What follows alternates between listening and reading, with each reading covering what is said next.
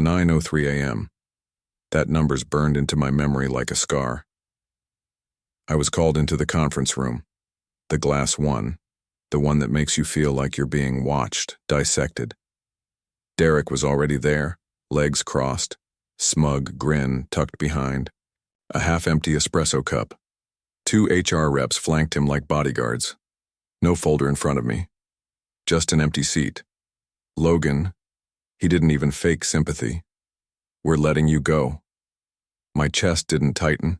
It went still, like someone hit mute on my whole body. I looked at him, blinked once. Just last week I landed the Greystone account, a $1.2 million contract, 40% of this quarter's total revenue. And now? I was being cut loose? I glanced at the HR duo. One scribbled something. The other looked down. Derek leaned forward, lacing his fingers. It's about performance, consistency.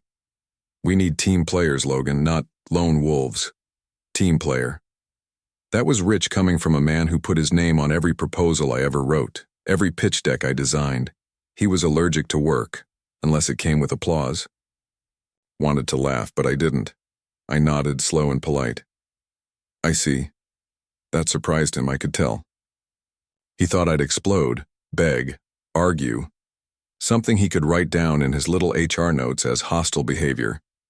Instead, I folded my hands calmly and asked, "Any specific reason you're firing your top closer? Just for the record." Grinned. We're restructuring. Restructuring. That word's just corporate code for, you're a threat and I need you gone. I stood up.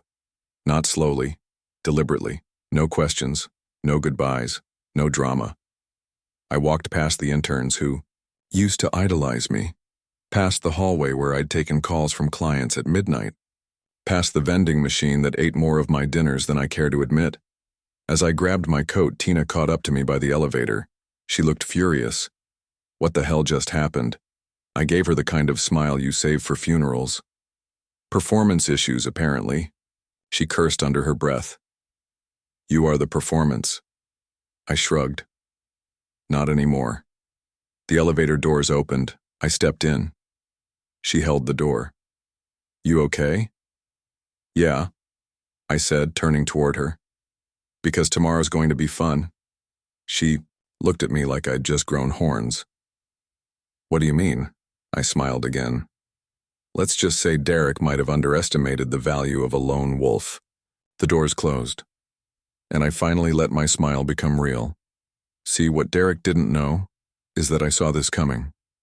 The sideways glances. The praise that stopped arriving. The way he scheduled meetings without me but took credit for the deals I made. I didn't just work hard for this company. I built a backup plan, piece by piece, client by client. Quiet, strategic. I'd been preparing for this day for 6 months. The day they'd try to erase me. What they didn't realize is that I was the only reason half our big accounts stayed. And tomorrow, those accounts would follow me out the door. Because when you give everything to a company, your time, your health, your weekends, your worth, and they toss you out like a used paper cup. You don't beg, you don't break, you build.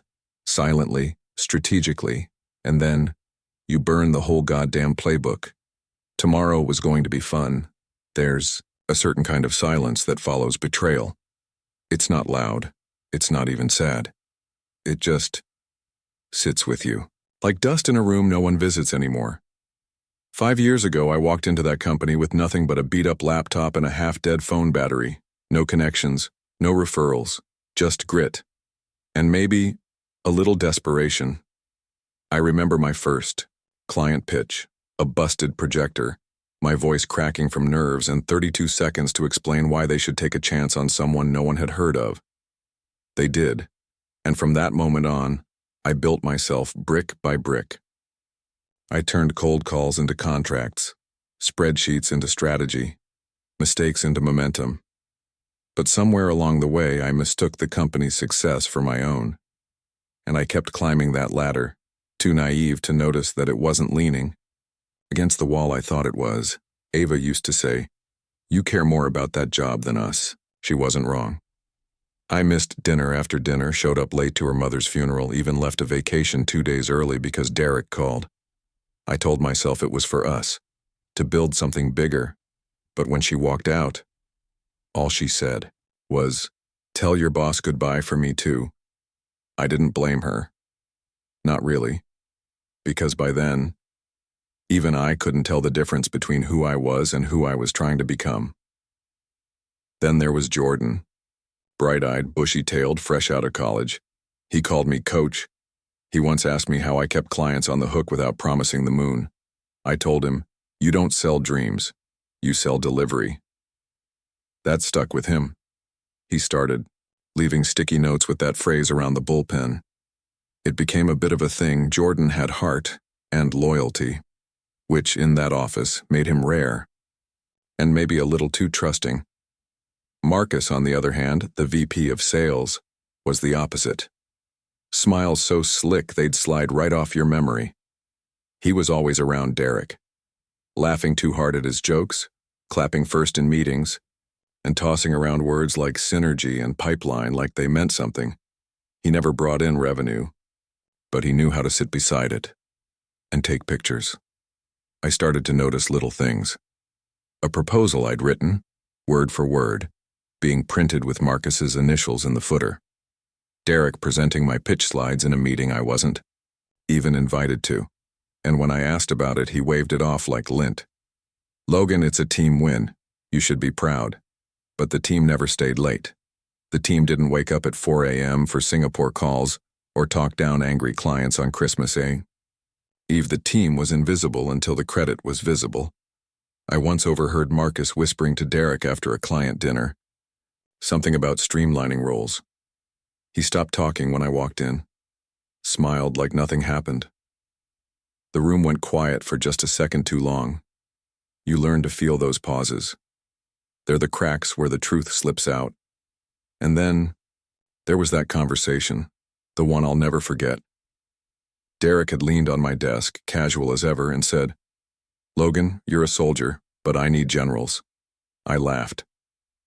"Soldiers are the ones who win wars." He shrugged. "Generals get the medals." That was the moment I knew. I was never going to be promoted. Not because I wasn't good enough, but because I was too good, too useful right where I was. A reliable workhorse who made the engine run, but never got to drive the car. I started to see it all clearly after that. The meetings without me, the way Derek introduced me to clients as one of our support guys. Support? I closed those deals. It wasn't underperformance. It was positioning. They were moving me to the sidelines before I even realized the game was rigged. So I stopped pushing. I stopped offering ideas. Stopped burning myself out for people who were already sharpening their knives behind my back. Instead, I listened. Watched. Planned. They thought I was burning out. But really, I was burning bridges. Quietly. Carefully. So I'd never cross back over. Tomorrow they'd wake up thinking they'd won. But the real game was just beginning. Betrayal doesn't always knock. Sometimes it slips in quietly, sits beside you like a friend, then whispers the truth in your ear when it's too late to stop it. It was the night before the firing. Late, office empty. My jacket was still slung over my chair, and the vending machine hummed louder than usual. I'd stayed behind to finalize the new quarterly pitch deck, the one Derek was going to review the next morning. I wasn't snooping. Not really. I just needed one file from our shared project drive, but instead I stumbled on a folder I wasn't meant to see. Strategic Restructure 2025. I paused. It wasn't mine. Wasn't public either. But the name, it tugged at something in my gut. So I opened it, and that's when the ground cracked. A document titled Phase 1, Remove Logan. I froze. I read it. Then I read it again. Then a third time slower, like maybe the words would soften. They didn't. It spelled everything out. Transition key accounts to Marcus over Q2. Ensure HR follows pre-scripted exit rationale. Avoid legal risk. Frame departure as performance-based. I sat there quiet, not heartbroken, not even angry, just cold, like someone had switched something off inside me. They'd planned it for months. Meetings I wasn't invited to, feedback I never saw. There were even talking points laid out, bullet by bullet, for how Lena from HR would deliver the way. Exit. Lena. She once called me a rising star. Told me in Q1, "You're on track for VP next year if you keep this up." I guess I kept it up too well. That moment, reading that file, it didn't feel like an explosion. It felt like the slow click of a lock, a door swinging open inside me, and behind it, a version of me they hadn't met yet. I closed the file and backed out, my hand steady on the mouse. The next morning, I found Travis in IT leaning over his desk, eating cold pizza and watching old wrestling clips. I didn't say much, I just leaned in and whispered, "How deep does the rabbit hole go?" He glanced at me, eyes still on the screen, and said, "You found the folder, didn't you?" I nodded. He reached for a flash drive in his desk drawer and held it out. Didn't even ask what I was going to do. He just said, "Some people need to be taken down a peg." There was no dramatic music, no swelling background, just two men in a dimly lit IT room, exchanging a silent understanding. That flash drive contained every backup email, every timestamp, internal memos, meeting logs, even the day Derek logged into my client CRM without authorization. They weren't just firing me, they were setting me up, turning the floor I built into a trapdoor. Later that night, I called Clint. He wasn't just a client, he was a friend, a sharp one, built his own empire. Once told me, "Loyalty matters, more than money. But if they come for your loyalty, make sure it costs them both." When I told him what happened, he didn't curse, didn't yell. He just said, "You kept me in business during COVID. That matters. So if you need me, Logan, I'm in." And suddenly the plan wasn't just revenge, it was strategy. But before any of that, before the calls and meetings and exits, there were flashes of the past I couldn't unsee, like when Derek offered me burnout leave out of nowhere, told me to recharge while Marcus took the lead on a few of your accounts, or the time Marcus brought donuts for the team, a rare, sickly sweet gesture, and lingered by my desk asking how I built rapport with the Greystone account. He smiled too much that day. Now I know why. Funny how things make more sense in reverse. How all those whispers and awkward silences, the way Tina kept asking if I was okay, all of it was the company slowly moving the furniture while pretending the house hadn't changed. But I didn't scream. I didn't storm out or send a mass email or burn the place down. No.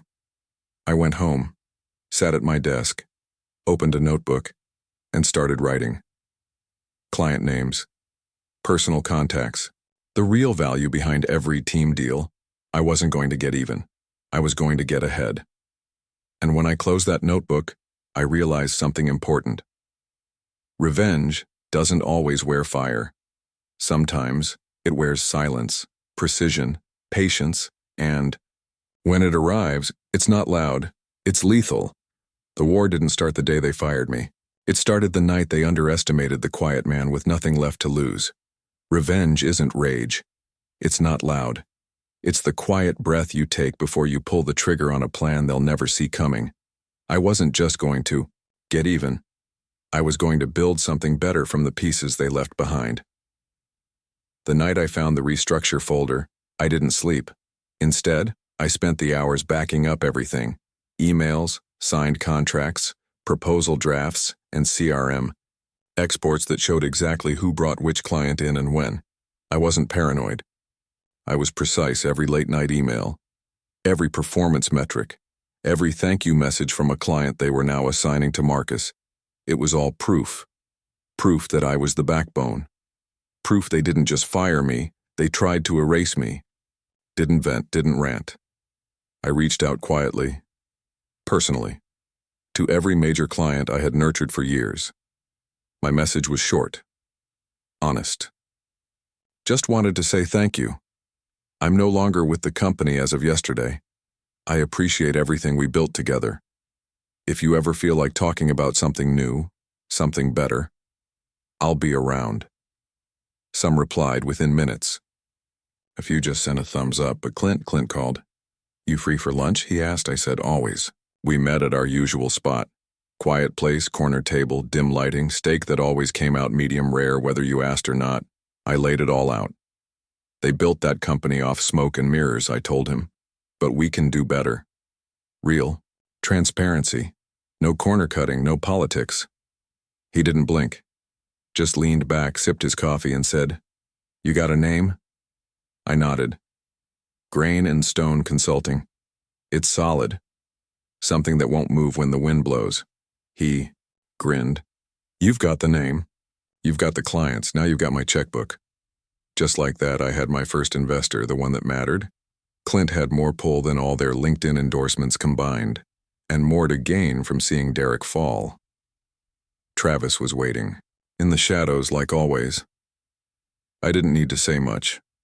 Just showed him the emails from Marcus, and the team performance slides that were copy-pasted from my original decks. He didn't flinch. He just opened a folder on his desktop and said, These were never meant to be seen, but I think it's time someone saw them. One report showed Marcus had been inflating quarterly projections for 3 straight cycles. The other? A budget trail that accidentally redirected over $70,000 from client funds to a side project Derek's cousin ran. I sent them straight to the board. Not anonymously, no mask, no burner account. I used my name, my email, my dignity, the subject. Line was simple. For your review, from someone who actually did the work. Tina was the first to join me. I didn't have to ask. She called me the day after I sent that message to the board. They're panicking, she said, voice sharp. Marcus is rewriting his projections. Derek hasn't come out of his office in 2 hours. HR's running fire drills. I laughed, softly. Did they mention me? Only that you were a risk that underestimated his own influence. She paused.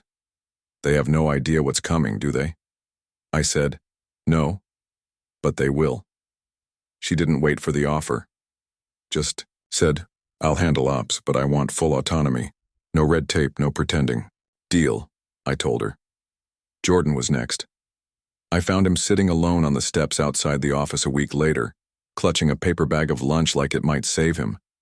He looked up and said, I knew something was wrong the day they told me to. Forward your client messages to Marcus. He bit his lip, like he wasn't sure if saying that made him brave or stupid. I sat beside him and said, You ever want to work somewhere that values loyalty more than loopholes? He nodded. Didn't even ask the salary, just said, I'm in. And then, Lena. The last person I expected to hear from. She emailed me at midnight. Subject, they threw you under the bus. I'm done covering for them. Her message was short. Attached was the full restructure timeline, the one I'd only seen half of. It was worse than I thought. They'd planned to shift all senior roles to Derek's inner circle by Q3. Clients were being tagged as assets, not relationships. And Marcus? He was being positioned for CEO within 18 months. Lena called the next morning. They used me, she said, voice cracking. They fed me scripts. I believed in that company, Logan. But it was never about people, just positioning. I asked her one question. You in? There was a pause, then a shaky breath. Then yeah, I want to help build something we don't have to lie about. We worked in silence. No press releases, no buzz, just momentum. We registered Grain and Stone the day before Derek tried to file a claim on Clint's account, assuming it would roll over now that I was out of the picture. Clint told him, Marcus is in charge of Logan's accounts now? Derek replied, It's just a transition. You'll still get the same level of care. Clint leaned forward and said, Then I guess you've just lost them. Within a week, 5 major clients reached out to me. 2 asked if they could invest. 1 sent flowers, actual flowers, with a note that read, Glad you're free now. Marcus tried calling Tina. She let it go to voicemail. He said, "We can bring you back in. We'll restructure again. This time, you get real equity." She forwarded it to me and wrote, "I'd rather mop the floor at our office than run their boardroom." Lena's leak hit the board like a sledgehammer. I heard Derek was suspended pending internal review. Marcus was temporarily reassigned. The press caught wind of the budget misappropriation within days. Their empire was still standing, but the cracks had turned into craters. And me? I didn't feel triumphant. I didn't even feel satisfied. I felt right. Because I didn't destroy them out of rage. I didn't want to watch them burn. I wanted them to watch me build. To see what I did with the pieces they threw away. Every betrayal, every ignored warning, every moment they looked through me like I didn't matter. It became my foundation, brick by brick.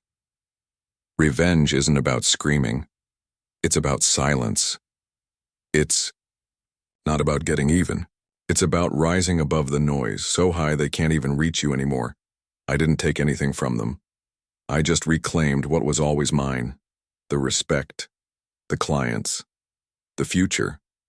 And as I stood in our new office, small, quiet, but ours, watching Tina laugh as Jordan spilled coffee on the floor, I realized the best revenge is not destruction, it's creation.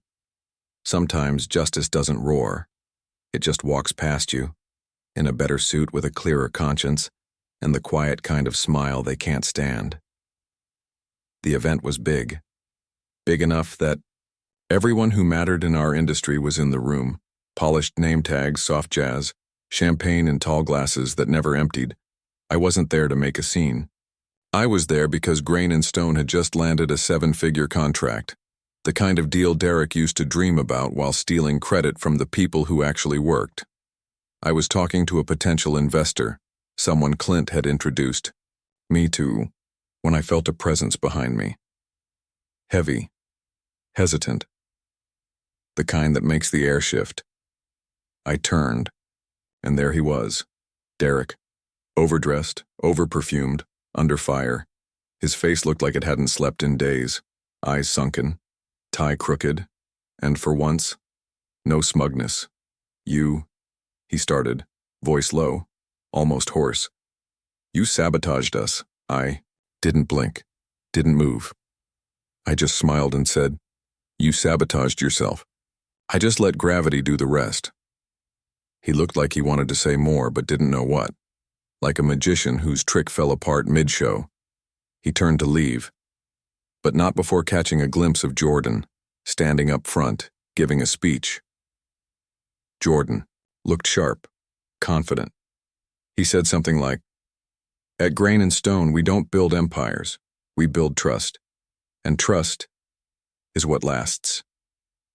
The applause wasn't thunderous, it was steady, earned. Just behind the stage, Tina was seated with a team from a global firm we'd been quietly courting. She wasn't smiling, not the fake corporate kind anyway. She was negotiating, and judging by the nods, she was winning. Derek looked around, the room like he didn't recognize it anymore, like the ground he once owned had shifted right under his feet. I turned back to my conversation, not needing to say anything else. But Derek lingered. "I gave you that first client," he muttered. I didn't even look at him, I just said, "And I turned that client into 40% of your revenue." Then I walked away.